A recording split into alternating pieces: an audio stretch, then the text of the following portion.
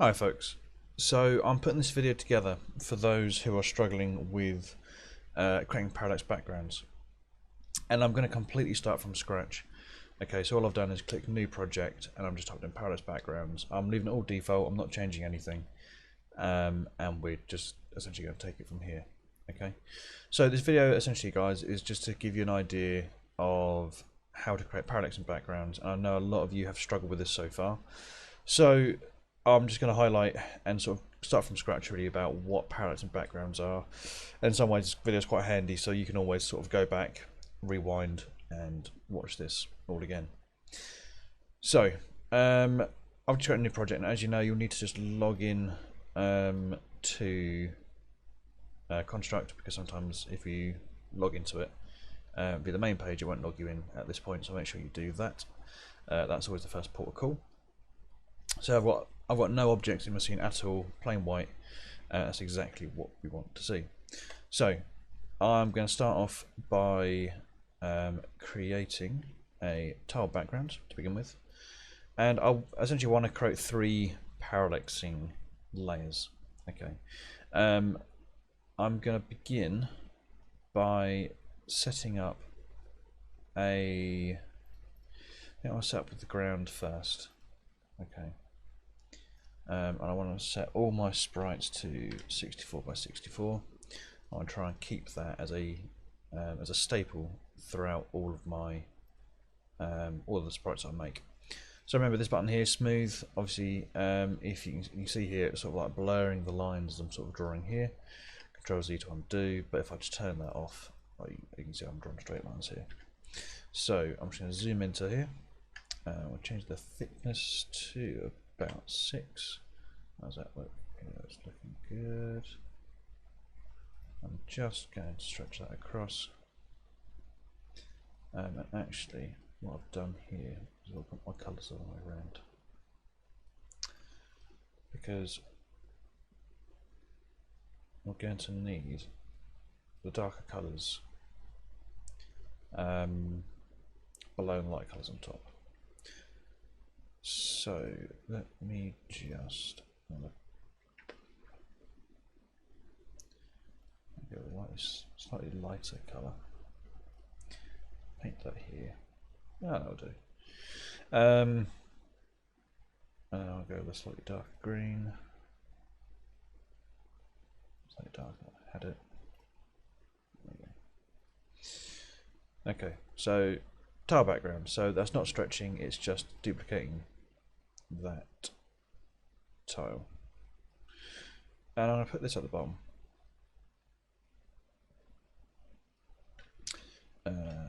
Like so, and I'm just going to parallax that all the way to the end. So this is going to be what our player is going to walk on, and nothing more. It's just going to be what the player is essentially going to walk on. And actually, I might just, this is me being a bit finicky, but I'm going to go with a brown. Go a light brown, and I'm just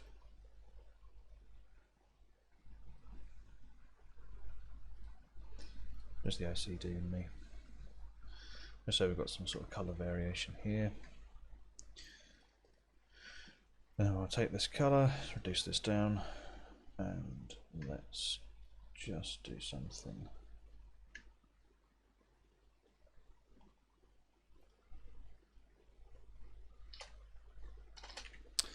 Three.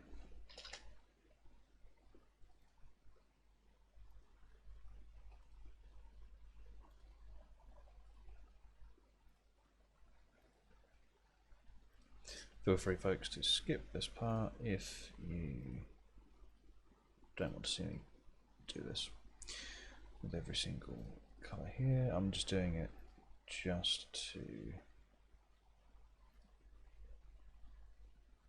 help sort of stylise this a little bit better.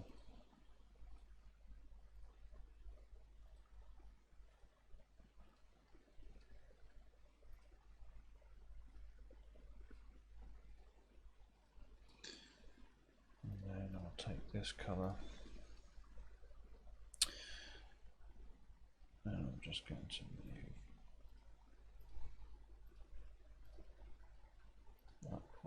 this.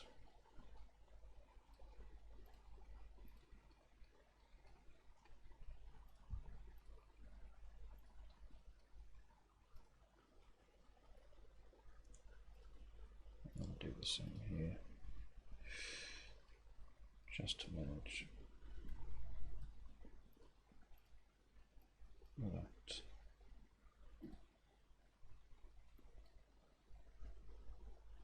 Across. That would do for now. I mean, you can add. So I could spend ages on this, but I could add some sort of like darker blots in here as well. In fact, while I'm at it, just because I can, just add a darker brown in here, and I've set that to something like 3.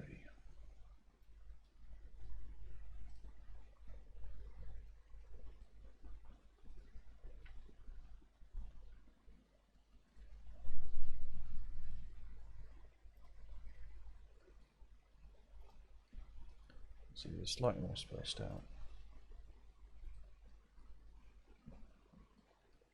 Not worry too much, but you get the idea.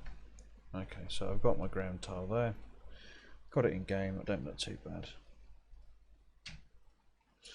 Okay, so I've got that. As you know, next thing we need is a sprite that our player can interact with, because essentially what we need is, what's that, 64 or 64, set that to stretch, it's fine for this. I'm going to set that. Now I tend to set anything that a player can collide with, I tend to set it to a bright pink, so I know in editor what that is all about. I'm just going to set the alphas to there, something like 50. I'll set 100 maybe, just so I can see that better. Let's do that. And then with this, I know that the player is going to be able to collide with this. It's not going to be seen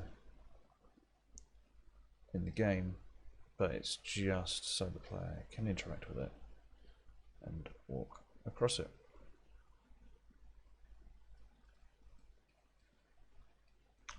One there, set that to a solid.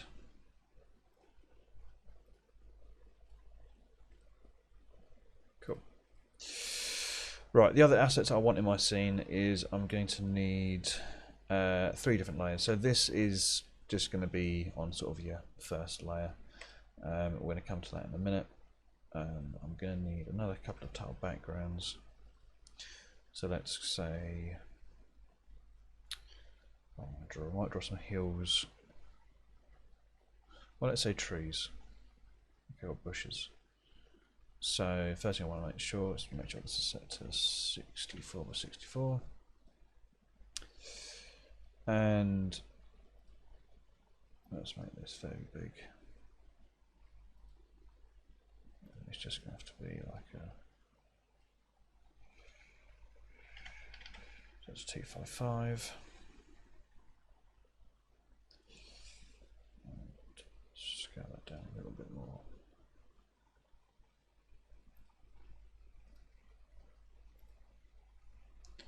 And then I tend to want to do something like that. So I'm just going to turn these into bushes the player can just sort of interact with.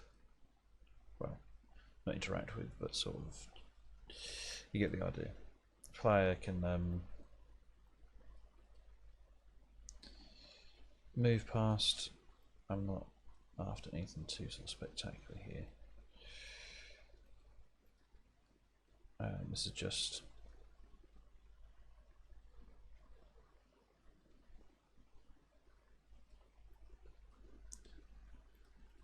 simply bushes.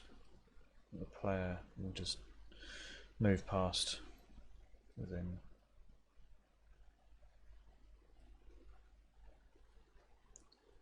the game, and ideally here I just want to avoid any sort of sharp jagged edges, so doing something like this should be fine. And then let's go with, if we're doing from this lights from top left, so let's still on that mode, set that to 1.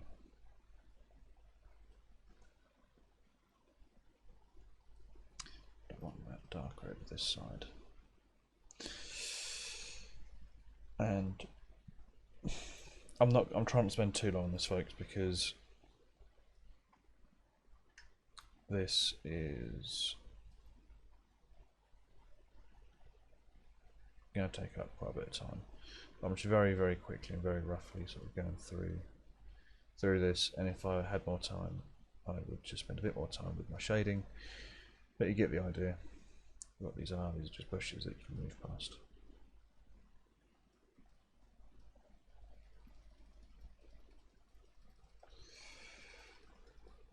Okay. Not great bushes, I'm afraid. But someone's going to have to stop me because Pixelartist in me just wants to keep shading.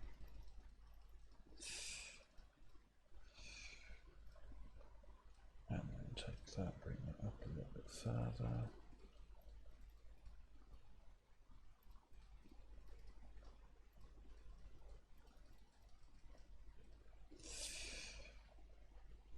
Bushes. Okay. So, first thing you'll notice is that when you're drawing any sort of parallax background, so you see this here straight away, is it's not. Right, I've got a bit of an artifact in there. Can you see that line that's there at the top? That is being drawn because it's clipping the bottom sprite here. And if I look at the size of this sprite, you can see it's not set to the dimensions that it's set to here. So here, it's set to 64, 64. So let's double this in size from here. So 64 by 64, if we double that, that would be 128 by 128. No, that just gives me that. Let me...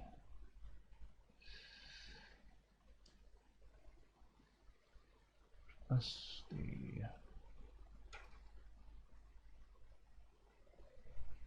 Oh, okay.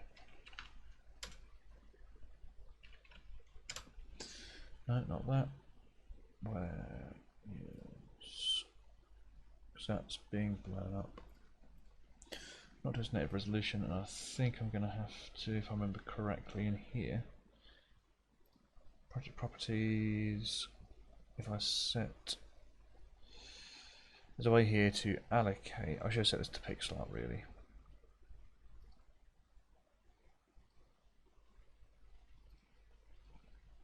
Nearest pixel. That'll do.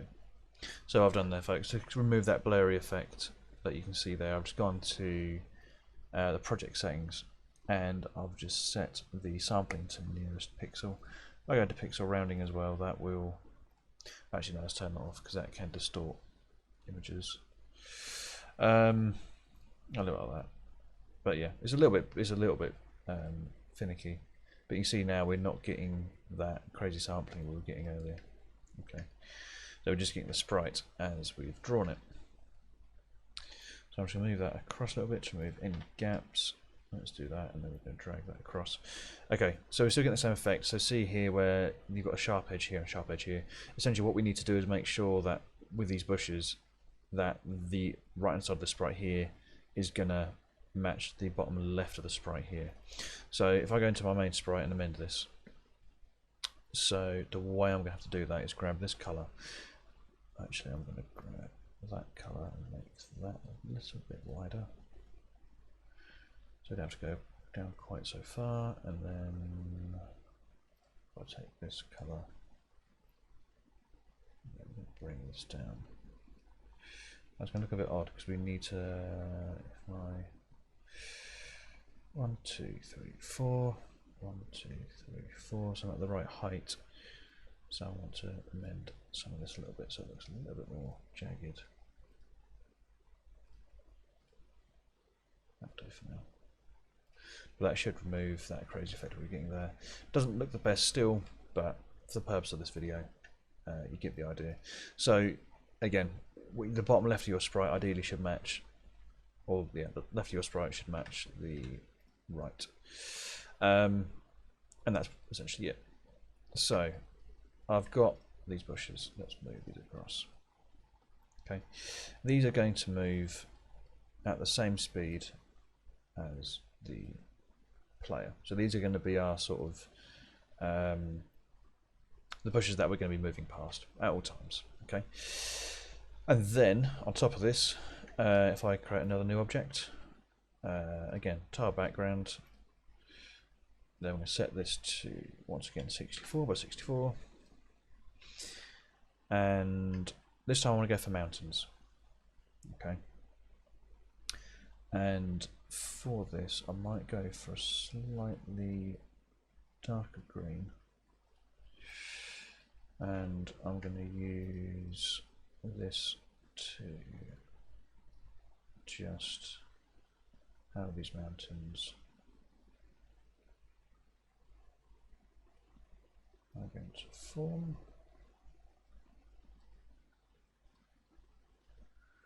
within the world. And you can see as I'm sort of doing this,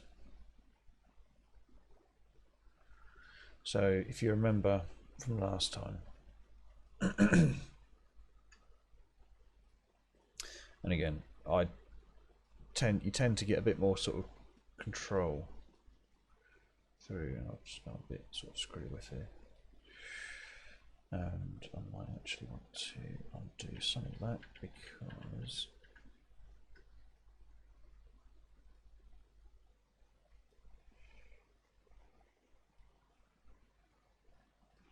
so I could spend ages doing this. Honestly, I could. Okay, let's bring this down. So again, we want this to match the layer here, so I'm going to need it's a bit more difficult, but if I move it across, no matter if it's a color pixels difference in it, but let's see if I can get another mountain over this side. Just up a little bit.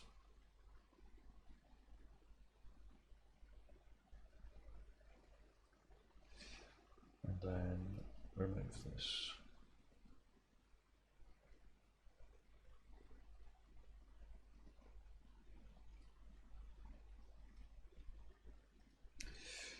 Bring up to about 3.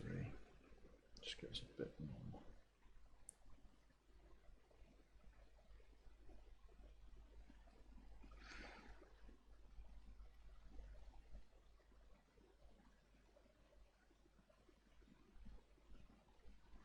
Okay.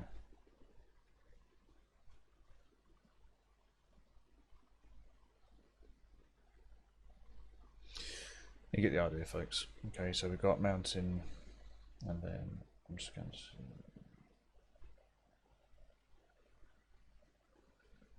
do something like that. Let's bring that, grab this brush. Let's use that brush because it'll be a bit easier.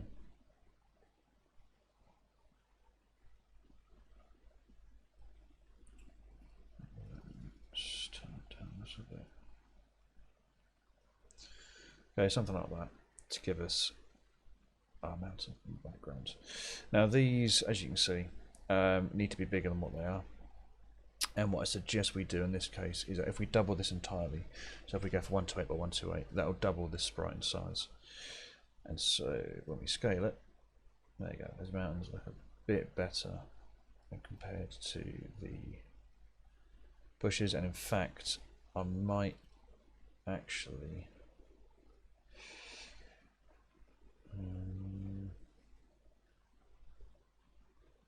let's remove this. Let's try to think.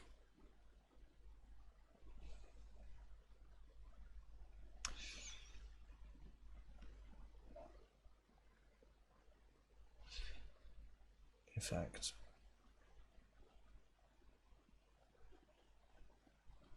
no, that's fine. That's fine. So I'm just thinking because we can make these a little bit bigger in comparison to the player. So I might just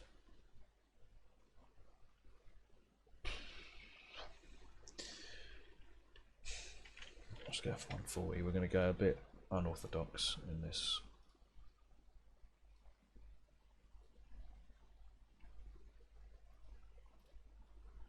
in this case, but let's just bring it up just a little bit bigger. And I'm just going to raise the height of this because what we want to avoid. I'll turn that to 7. Right. Control. What was that? 140, wasn't it? If I don't keep aspect ratio, I want to stretch this to 170. In fact, let's change. Yeah, let's keep it to that. And then, sorry guys, I'm just mucking around with this. I'm going to raise this up a little bit because what I want to do is just increase. You can see I'm kind of mucking this up a little bit because what's happening is as I'm stretching it, it's doubling the pixels. So where I was drawing 1 pixel, you can see it's sort of double the pixel usage here. That's just something that we want to sort of bear in mind. I'm just doing this just so I can get a better scale of height for the mountains. So we've got something like that that sits against the background. The greens are a bit clashy at the moment, so I might alter those in a minute. So at this point where, in fact, I'll just add one more object, and this will be the sky. Alright. And so let's go with a nice blue. Something like that. Then let's grab us the higher up we are. Perfect.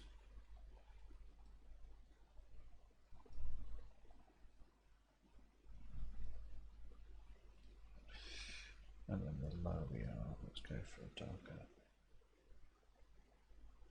blue for the lower we are. So the sky's a bit hued like that. And then this is set to 250 by 250. If we set this something like 180 by 180, that should be fine. And at this point, if we just draw a few white clouds as well. So I'm just going to use the brush, draw some little white clouds. And again, I can spend ages on clouds, but I'm just going to represent them as they're moving. I can't do it. I have to play around with clouds. Okay.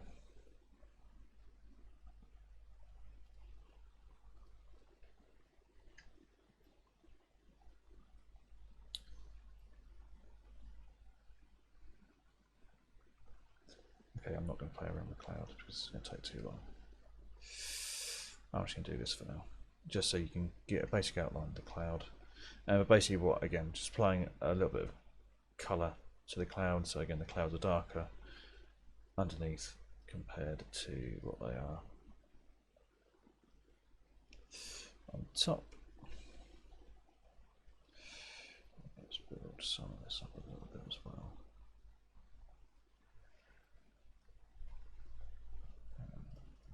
Let's start up. You see here, guys, the importance of sort of shading and how that sort of helps to build these sort of cloud-like shapes. I'm not going too drastic with this, but you get the idea. I'm spending far too long doing this, but you get the idea. Okay, so we've got our clouds.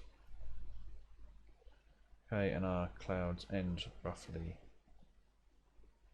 about here. If I set the size quickly, and that was, I believe, 180 by 180. Yeah. So size left hand side here, if I set the width here to 180, just so I get a good idea of, yeah, that's the size of our sprite in relation to everything else. Cool. Okay, so we've got all these different sprites now. Okay, and we want to set them up on different layers. So we've got to this point. We've had a little play around with drawing these sprites. My mountains don't look quite as good as the rest, but hey ho. Right, when we're at this point, so at the moment we've got nothing else apart from layer 0. I want to go to the bottom down here, and I want to add layer. Let me get this right. On top, I believe it is. Then this we are going to call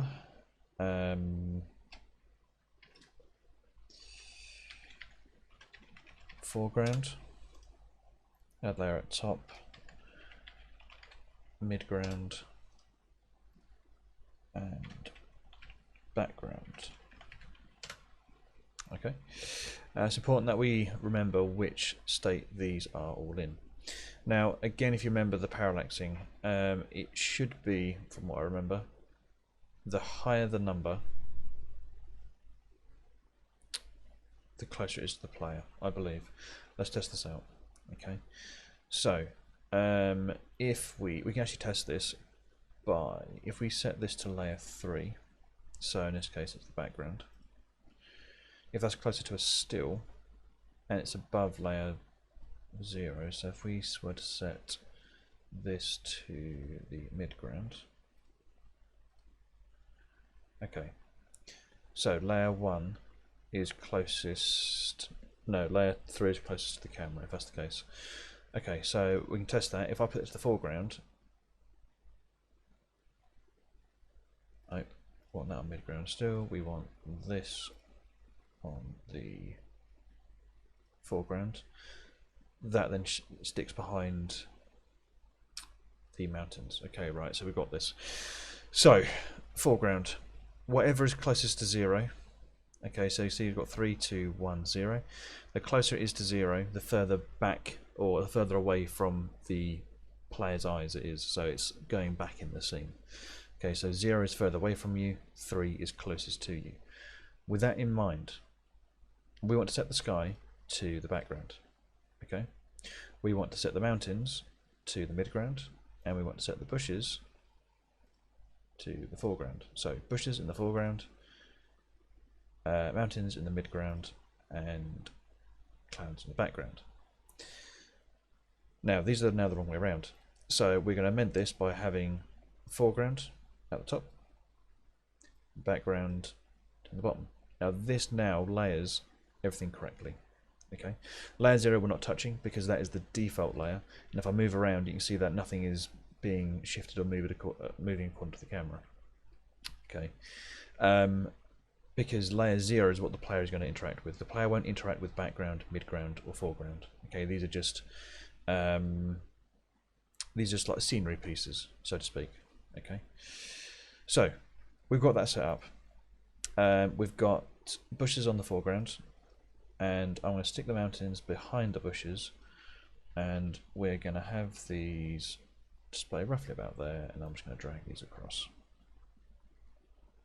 Okay, and in fact I'm just going to overlap a little bit on these mountains because we want to make sure that the player can't see the edge of these sprites, and I'll do the same with the bushes here as well. Okay, because what will happen is that the bushes will move faster than what the other background pieces will. So if I move the bushes in front like that, and it's always a good idea to have them overlapping either side so you know you've got room for manoeuvre. Okay, and then the clouds we're going to, in fact I don't think I've drawn my sprites big enough, but hey ho. Clouds, we're going to do something like this, and we're going to move these across. Okay, and clouds don't quite need as much room as the others because the clouds are going to move the least. But I'll do something like that. So if I hit play, our viewport will look as followed. So we've got a lot of empty gap here, and this is where my scaling just hasn't been right for this project. If I want to adjust the viewport size, I can edit it from here, or I can bolster everything up. For the sake of this, I think I'm going to change the viewport size down slightly. So I think I'm going to set this to something like, set to 600. No, that's the width, isn't it? Let's keep the width. So if we go 800, That will maintain the width. It's the height we want to worry about. I mean, it's quite small already, isn't it? Set that to 3. Okay, I'm going to grab my sprites and scene. Let's bump these up a bit.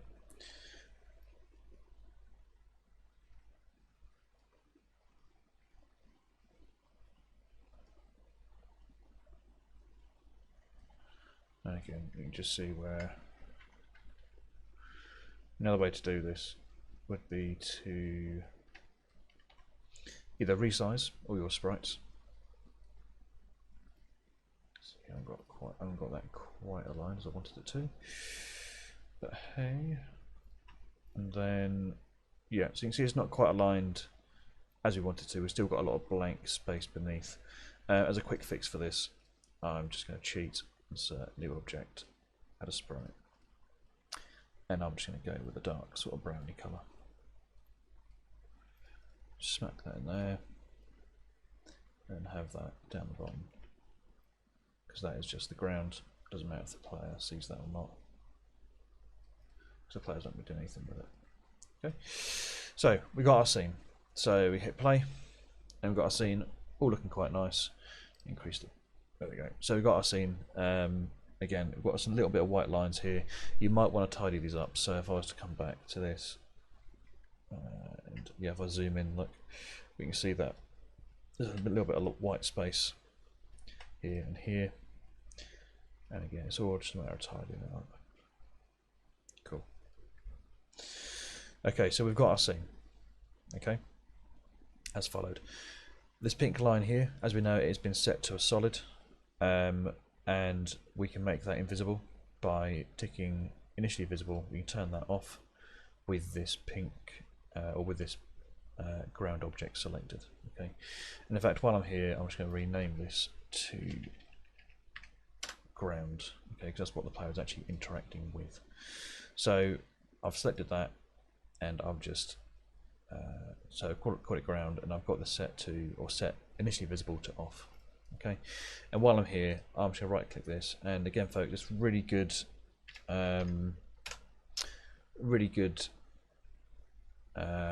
practice to name everything that you're creating.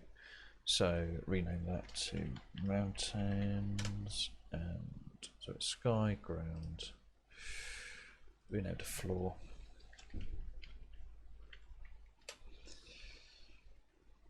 Okay, can't be renamed to floor. What have I got here? Bushes. Rename to bushes. And let's put a grass. And rename earth. And that way we've got a good sort of understanding of what everything is within our scene. So hit play again. Pink line disappears. Great. Now, next will be our character. So insert our character next. So sprite, insert, and again, I'm not going to muck around with different players or drawing a character. I'm just going to go with like a dark red. Insert this in, resize. Let's go with 64 in height and 32 in width.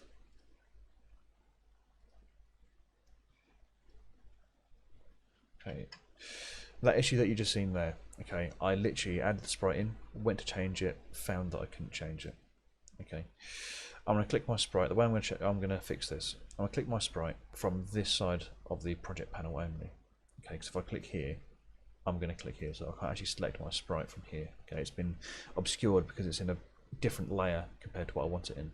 If I select it from here, I can change where I want it to be. I want it to be in layer 0. Okay, now. Okay, that's interesting. So that's gone to the back.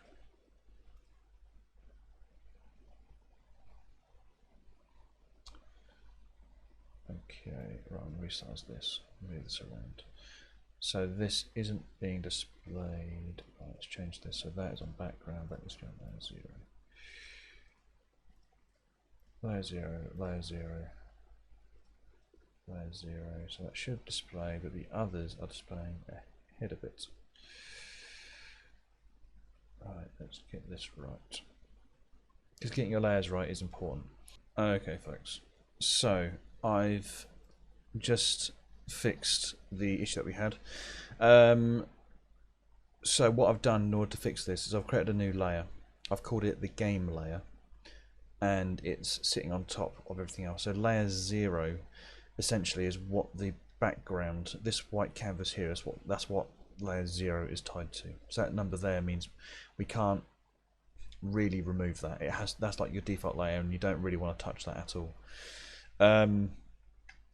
Anything that you add to above that, we can edit, we can change this layer, and it will work within our scene. I've just added the game layer in this case, and I've added our player to it.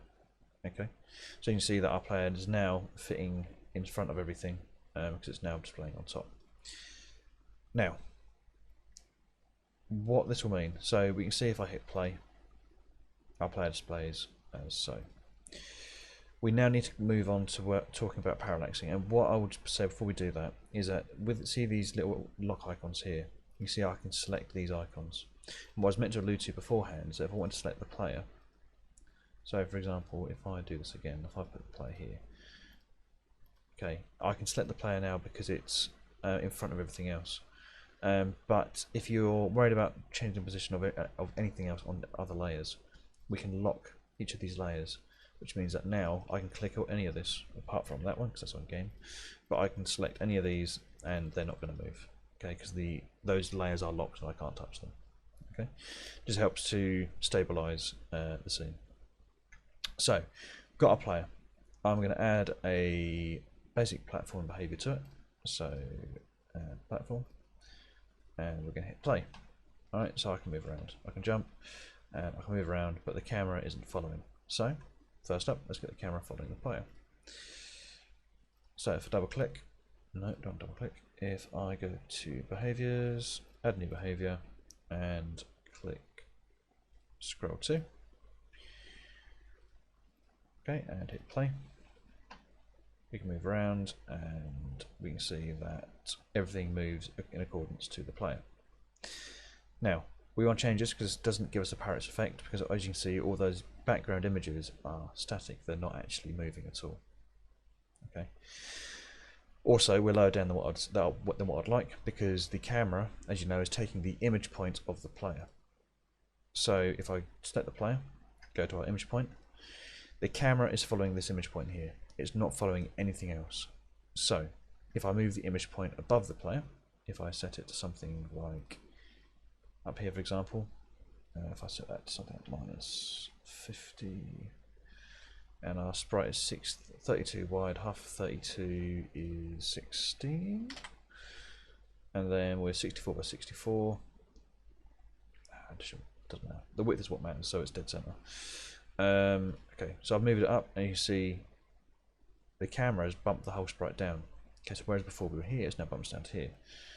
So if I move the player here, the camera is going to follow this point here. So let's hit play, and now we're a bit further up. Okay, and we could do that further still. In fact, if I hit play, can we see the top of the clouds? And we can see this white line here, so we know that that has in fact worked. I'm just gonna unlock the background, maybe that's right up a little bit to remove the white line. Cool. Okay, then move around, and we're gonna follow still, which is good. Cool. Now, if I move off the edge of the screen, that's going to happen. To stop your player from doing that, okay, go to the behaviors, and as well as scroll to and platform, you also want the bound to layout option. Okay, adding this to your character is going to prevent the character from falling off the screen. So if I hit play, I can now go over here, and you can see now I physically can't move off the edge of the screen. Okay, I'm stuck. And the same will be true for the other end as well. So, the moment of truth, what we want to know is how to parallax our layers. We've got our layers set up. Okay, we've locked our layers here so we can't interact with them, can't move them. However, what we do want to do is interact with the different elements, or the way which they're parallaxing. Okay, as I mentioned, we want to select the layer you want, and we've got two values here. This value corresponds to the x-axis, this corresponds to our y. So from our x-axis, this is the only number we want to adjust. We don't want to touch this second number over here. Okay, so it's this first number, and this is for the foreground object, which will move slightly slower than the player, because if we set this to, and again I need to get this right because this always confuses me as well, I believe if we were to set this to something like, yeah, it's got to be higher, so if we set this to something like 80, the foreground, if we now hit play, should move at a different speed. You see that? So it's actually, it looks quite trippy actually, because everything else isn't moving, which it should be, and in fact it's the wrong way around. So the parts of the bushes we don't want to move, and it actually makes me a bit seasick just looking at that. So okay, let's start with the background. So the background should be set, so if it's set to 100 it's not going to move. So if it's towards the background, in fact, right, if it's set to 100 it's not going to move. So let me just get this right. We don't want the clouds to move that much, so they need to be closest to 100, which means the foreground needs to be lower, so this needs to be a much lower value. So this I'm going to set to, no, it can't be right. Okay, sorry folks, I'm getting myself confused and it's getting late. It's been a long day. I'm going to set, right, background. If I set this to 0, this will be the test. If I set the background to 0, so these are the clouds that we're looking at. Okay, set to 0, the clouds, you can see that the clouds are not moving. Okay, so the clouds want the lower value. We got it. So the lower the value, it means essentially if it's set to 0, it means that they are not going to move. So we want the clouds to move slightly, so I'm going to set this to something like 20%. Okay. For the mountains, I want them to move a little bit more, so I'm going to set them to 50%. Okay. Or let's say 40%. Say 40. 50? No, I'll go 50. And then the foreground layer, we're going to set this to probably something like 90, because we're going to move past these bushes quite quickly. So in theory, now as we move, we should get the right parallaxing effect, which is exactly what we got here. So you can see here that we're moving we're moving past these bushes quite quickly, but we're moving past the mountains a lot slower. So it's taking me longer to move past this peak here in the middle. Okay, the one I'm moving back and forth between. So you see here, I'm traversing 2 bushes by the time I've moved to the edge of the other side of the mountain. And this effect gives us an element of depth within our scene. Okay, so the bushes we're moving past quite quickly. Okay, they're not, it's not true tracking, so they're not static. These bushes aren't static, so they are being tracked a little bit, but not to the same extent that the mountains and the clouds are. Okay, and so this gives us a, I'm kind of getting a Sonic the Hedgehog sort of feel right now, but as you can see, we've got this parallaxing effect. It's layered, and you've got different layers moving at different speeds, and this is exactly what we want. So the closer they are to 0, the closer the parallax, the left hand side of the parallaxing value, the lower down it is, the closer it's not going to move. The higher the value, the more likely it's going to move in regards to the camera's position. That's the confusing part. It's relative to the camera. So the closer to 0 is, it means it won't move to the camera's position. The closer to 100 it is, it means it will move it won't be static to the camera's position, so it'll be free moving. That's the way to think of it. Okay, I understand the confusion, folks, and I got confused there myself, as you can see in the video, but I hope that this has clarified what parallaxing is and how to get around it. Okay, so we've got our 3 parallaxing layers. In fact, we've got 4 parallaxing layers in theory, because we've got our ground layer as well, which is set to 100. Okay, so that's it, folks. Thank you for watching. I hope that helped, and yeah, if you need help with anything else in this video or anything that was covered, just rewind and recap again.